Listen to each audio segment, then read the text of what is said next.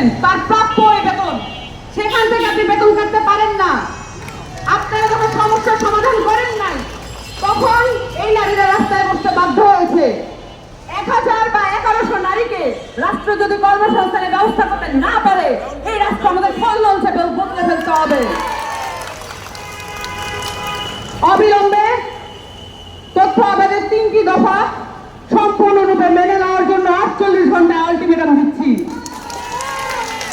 আপনারা যদি না মানেন, তাহলে এই তথ্য আপারা তাদের সাথে সংশ্লিষ্ট যারা যারা এই তথ্য আপা প্রকল্প থেকে উপকৃত হয়েছেন, সেই নারীদেরকে নিয়ে প্রেস ক্লাবে উপস্থিত হবে। আপনারা এটা ঠেকাইতে পারবেন না।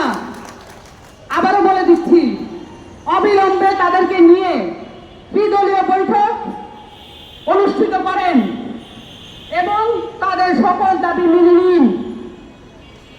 যদি মেনে না নেন, তাহলে তাদের এই চলমান অবস্থান চলমান থাকবে।